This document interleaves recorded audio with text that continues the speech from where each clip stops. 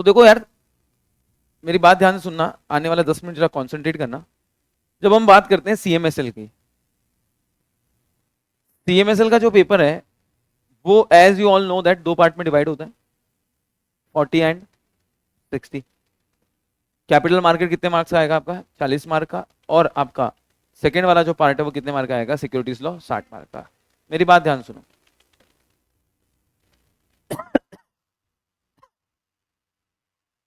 तो सबसे पहले अगर हम देखें सीएमएसएल का, तो पार्ट ए जो है वो 40 मार्क्स का है, जिसमें कितने चैप्टर है? 7 चैप्टर है। पार्ट बी जो है वो कितने मार्क्स के हैं? 60 मार्क के हैं, जिसके अंदर कितने चैप्टर है बेटा? 11 चैप्टर है।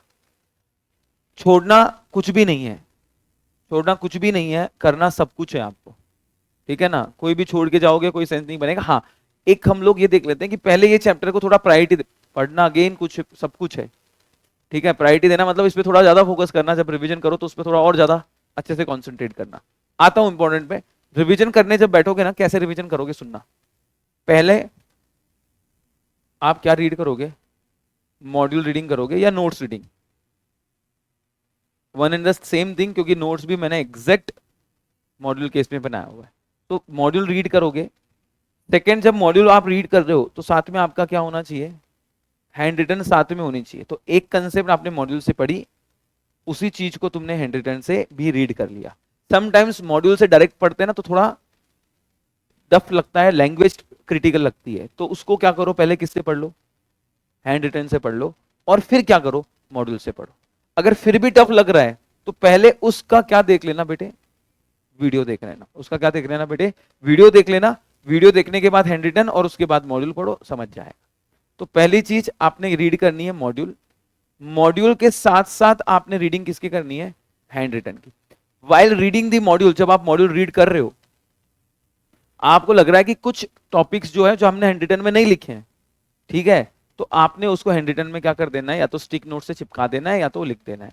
तो जब आपका फर्स्ट रीडिंग हो जाएगा तो आपने एक बार मॉड्यूल थरोली पढ़ लिया, तो आपका एक साइकोलॉजिकल प्रेशर हट जाएगा कि कुछ बाहर का तो नहीं आएगा।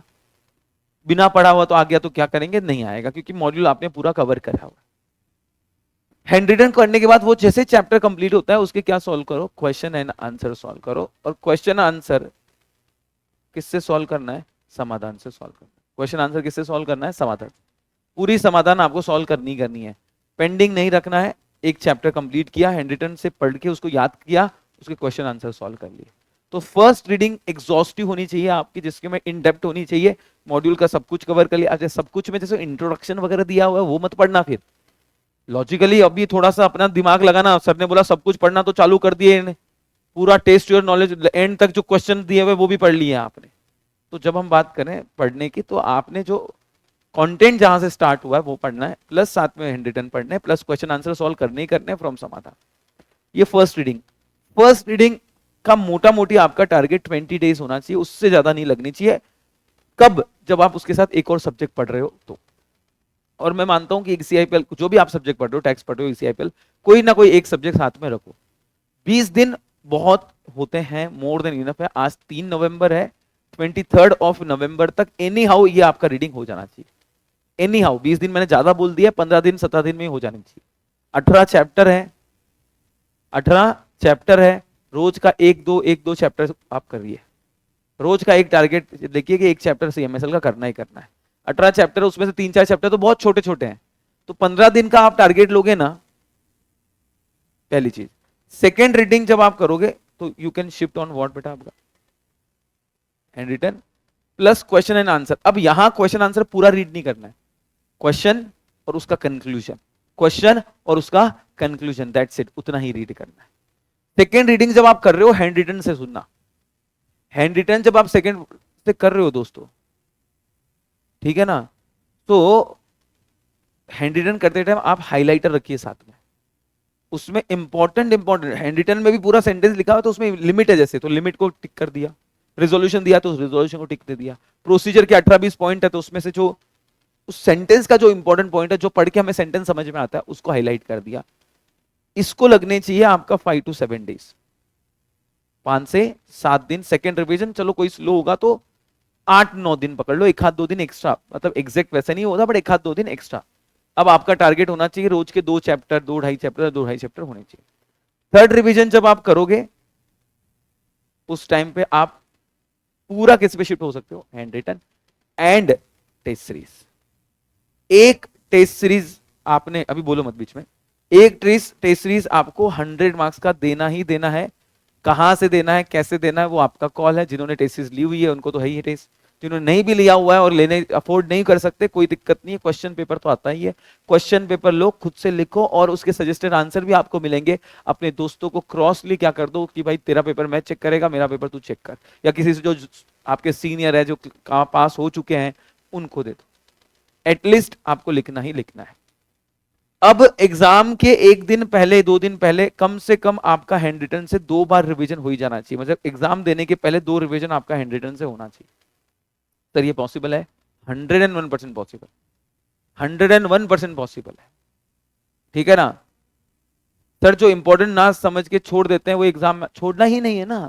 क्लियर है भैया? छोड़ना ही नहीं है। जब हम कुछ छोड़ के ही नहीं जाएंगे तो ये क्वेश्चन आएगा ही नहीं ना।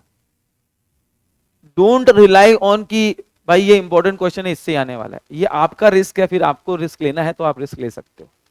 ठीक है, पढ़ना पूरा है, कुछ छोड़ के नहीं जाना है। छोड़ के जाओगे तो तकलीफ होनी छोनी है। तो हमारा ऑन एन एवरेज हर किसी की 3 रिवीजन तो होनी चाहिए, बट जिनका ग्रास्पिंग पावर थोड़ा मेरे जैसा है, थोड़ा कम है, उनका एटलीस्ट 5 to 6 रिवीजन का प्लान होना चाहिए।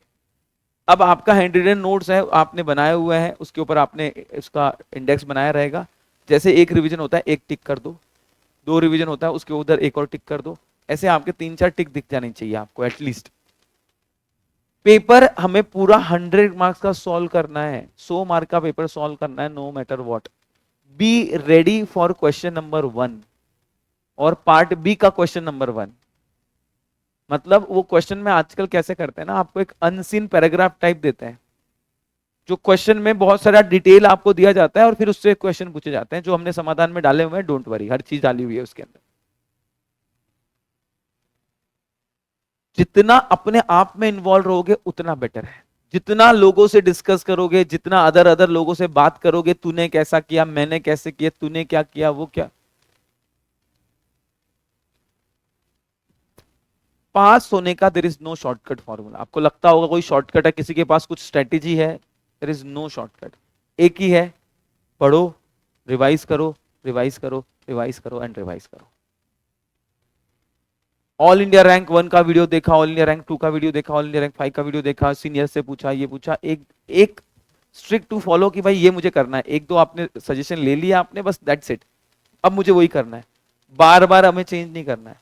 जिससे आपने पढ़ा है, अब जैसे बहुत सारे यूट्यूब वाले बच्चे भी होंगे, अगर आपने जिस भी फैकल्टी के नोट से पढ़ा है, जिससे भी आपने पढ़ा है, उसी के ऊपर आपको कंटिन्यू करना है। अब आपको नोट चेंज करने की जरूरत नहीं है।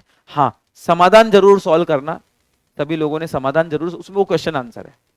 तो आप लोगों के पास मेरे हैंड रिटन नोट्स नहीं है, या है भी लेकिन आप हैंड रिटन, अब आपको यूज टू नहीं हो आप, कोई दिक्कत नहीं है। आप जैसे पढ़ते आ रहे हो वैसे पढ़ो, don't change your notes, don't change your कोई भी स्ट्रैटेजी, जो आपने बनाई है उसी तरीके से जाओ। आपको आपसे बेहतर कोई नहीं जान सकता, ये बात समझ लो। जब हम दूसरों से पूछते हैं कि मुझे बता क्या करना चाहिए, एक जन से पूछते हो समझ में ही आता है। 17 लोगों से पूछोगे 17 ओपिनियन, उस 17 ओपिनियन में तुम्हारे लिए कौन सा ओपिनियन सही है वो तुमको नहीं पता। That's why have full faith on yourself, अपने आप पे भरोसा रखो। हम जो पढ़ा है, हमने जो किया है वो कवर है, कंप्लीट है, एंड उसी से पेपर बनेगा। पूरा पढ़ा है तो पेपर उसी से बनना है। अच्छा, दूसरी चीज, जब तक क्वेश्चन आंसर सॉल्व नहीं करोगे आपको पैटर्न समझ नहीं आएगा। कंसेप्ट तो आती थी सर, क्वेश्चन लिखना नहीं समझ आए, क्या पूछा था वो समझ नहीं आया, क्योंकि तुमने पिछले साल का क्वेश्चन आंसर या 5-6 साल के क्वेश्चन आंसर प्रैक्टिस ही नहीं किया। इसलिए समाधान में 250-300 क्वेश्चन है, वो सॉल्व करने हैं, मतलब करने हैं, मतलब करने ही है। उसमें आपके पिछले 8-7-8 अटेम्प्ट के सारे पेपर कवर हो गए, ओल्ड और न्यू सिलेबस के, जो आपके सिलेबस का है। एक आधा क्वेश्चन हो सकता है मेरे से भी मिस्टेक हुई रहेगी कि उसमें मैंने ओल्ड सिलेबस का ऐसा क्वेश्चन डाल दिया होगा जो आपके सिलेबस में नहीं है, बट ठीक है, वो दैट विल बी मैनेजेबल। बाकी पूरा आपके सिलेबस के ही क्वेश्चन है। अक्सर टैक्समैन सॉल्व करते हैं तो कंफ्यूजन यही होता था कि सर पुराने जो क्वेश्चंस है आपके सिलेबस मॉड्यूल में तो कहीं दिख ही नहीं रहे हैं वो कॉन्सेप्ट, फिर भी वो स्कैनर में या टैक्समैन में दिए हुए हैं सर। इसीलिए समाधान उसी को ध्यान में रख के बनाया हुआ है। ठीक है, ये तो हो गया ये वाली चीज। इंपॉर्टेंट नहीं है कुछ भी, सब इंपॉर्टेंट है, कुछ छोड़ के मत जाओ। बार बार इंपॉर्टेंट इंपॉर्टेंट जाओगे ना तो इंपॉर्टेंट इंपॉर्टेंट के चक्कर में ना लग जाएगी, तुम्हारी लंका लग जाएगी भाई। तो इंपॉर्टेंट सब चीज इंपॉर्टेंट है, कुछ छोड़ के मत जाओ। फिर भी प्रायोरिटी वाले बता देता हूं कि यार इनको तो पहले थोड़ा प्रायोरिटी देना ही देना है। जैसे चैप्टर नंबर 1-2,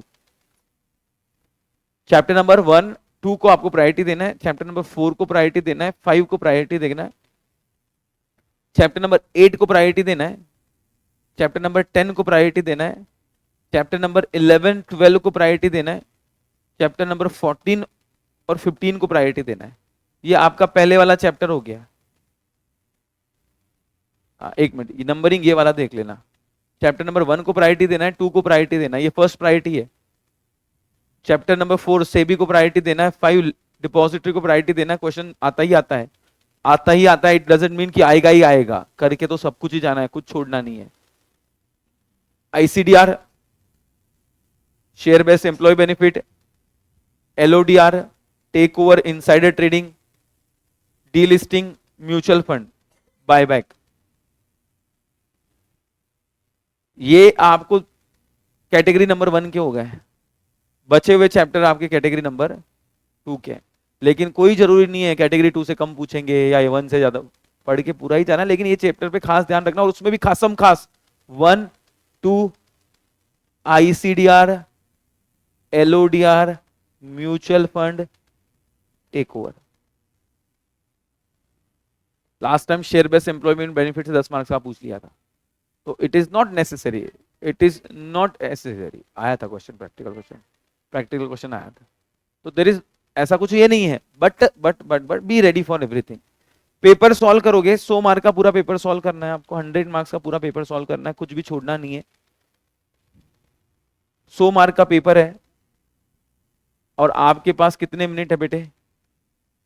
180 मिनट है, 3 घंटे है आपके पास, प्लस 15 मिनट आपके पास एक्स्ट्रा एग्जाम के लिए, रीडिंग के लिए।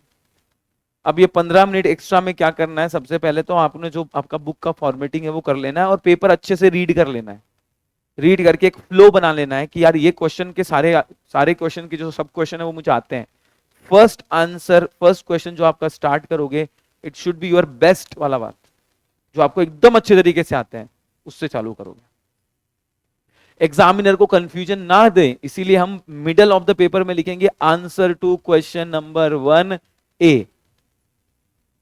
बहुत बार हम लिखते हैं, मार्जिन में क्वेश्चन नंबर 4A, फिर हम जब आंसर लिखना चालू करते हैं तो आंसर में भी हम पॉइंट वाइज आंसर लिखते हैं ABCD। अब वो पूरा मर्ज हो गया, इधर का A, इधर का B, C सब मर्ज हो गया। बीच सेंटर में आपने क्वेश्चन लिख लेना है, answer to question number 1A। Question paper में क्वेश्चन लिख के मत आना,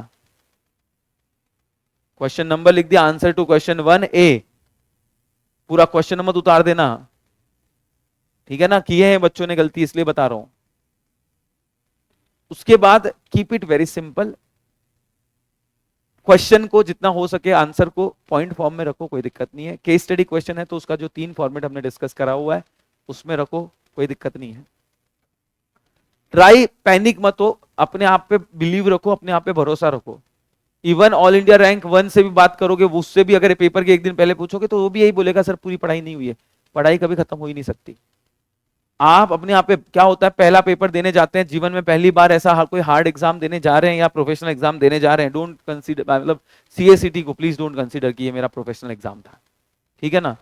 एग्जीक्यूटिव आप फर्स्ट टाइम देने जा रहे हो तो ये आपके लाइफ का एक बहुत इंपॉर्टेंट एग्जाम देने जा रहे हो आप, तो उसमें पैनिक रहता है, डर लगता है, एंजाइटी, टेंशन हमें इस बात का आता है, मैं फेल हो गया तो क्या, मैं फेल हो गई तो क्या, घर वाले क्या बोलेंगे। अरे भाई वो तेरे हाथ में नहीं है, तेरे कंट्रोल में नहीं है। पेपर कैसे आएगा? Not in your hand. Paper की चेकिंग कैसी होगी? Not in your hand. Result कैसे आएगा? Not in your hand. Motivation mark मिलेंगे क्या? Not in your hand. तो जो चीज तुम्हारे कंट्रोल में नहीं है उसके ऊपर डिस्कस करके, हाँ हम हर जगह जा जाके पूछते हैं, सर इंपॉर्टेंट दो ना, सर इंपॉर्टेंट दो ना, सर इंपॉर्टेंट दो ना, और आपने लिए इंपॉर्टेंस और नहीं आए तो क्या करोगे फिर?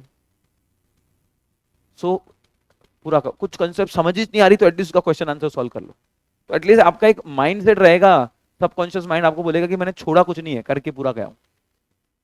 पेपर 100 मार्क का लिखना है, बच्चे 70 मार्क का पेपर लिखते हैं, बहुत खुश हो जाते हैं, आज पेपर बड़ा आसान था। कितना लिखा? सर पूरा 70 लिखा। अबे ढक्कन, जब तू 70 लिखेगा तो एफिशिएंसी तेरी 60-65% से ज्यादा हो ही नहीं सकती, मार्किंग एफिशिएंसी। तो 70 का अगर 7% बोला तो कितना होता है? 42 मार्क्स। उसमें भी एक आधा क्वेश्चन तूने गलत लिख दिया तो तू बिलो 40 आ जाएगा, 38 37 आ जाएगा। कम से कम 100 मार्क, सर ज्यादा से ज्यादा 100 मार्क। नहीं, ऑप्शन में भी लिख के आते हैं बच्चे, ऑप्शन भी लिख के आते हैं बच्चे। बहुत लोगों की स्पीड बहुत होती है, 12th की आदत होती है कि सब लिख के आऊंगा, 2A और 2B सब लिख के आ गए। मूर्खानी करना ही मत। पेपर 15 मिनट एक्स्ट्रा मिला है, पढ़ लेना, कौन से क्वेश्चन अटेम्प्ट कर लें देखना, एक्स्ट्रा नहीं लिखना है। उससे बेटर है जो बचा हुआ टाइम बच जाता है तुम्हारे पास, तो जो तुमने लिखा है उसको रीड कर लो, उसको पेंसिल से अंडरलाइन कर दो, ताकि उसका काम आसान हो जाए।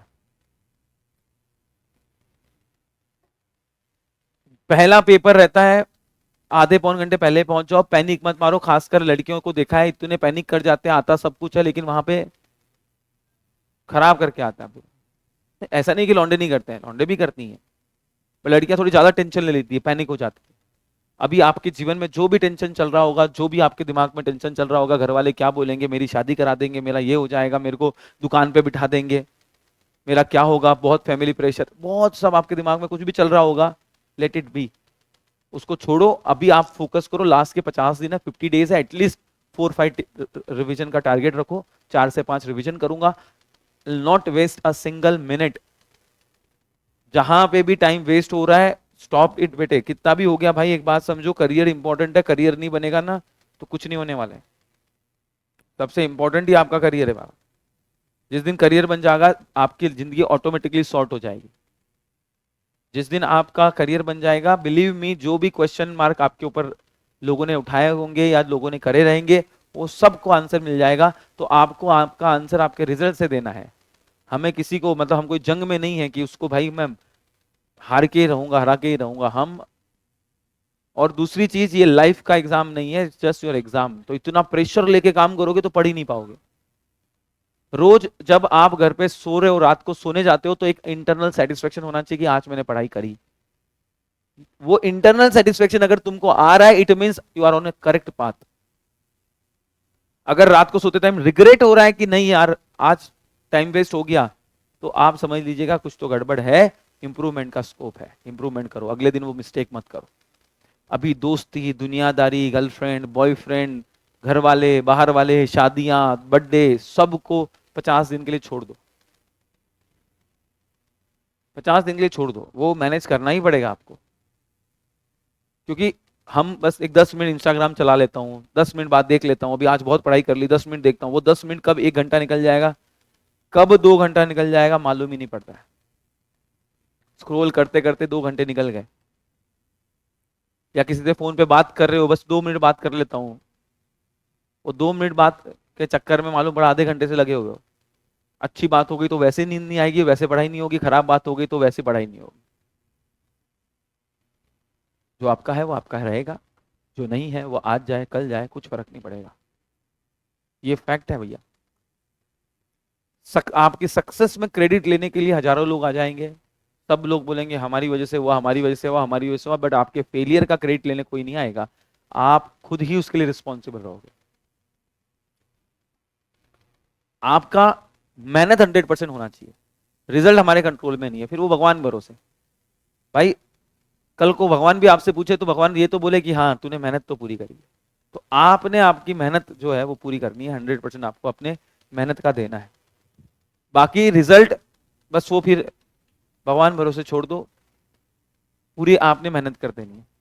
मीनवाइल हो सकता है आपके एग्जाम, बीकॉम वगैरह के एग्जाम आए, इंटरनल एग्जाम रहेगा, ये एग्जाम रहेगा, वो एग्जाम रहेगा, आपको पता है आपकी प्रायोरिटी क्या है।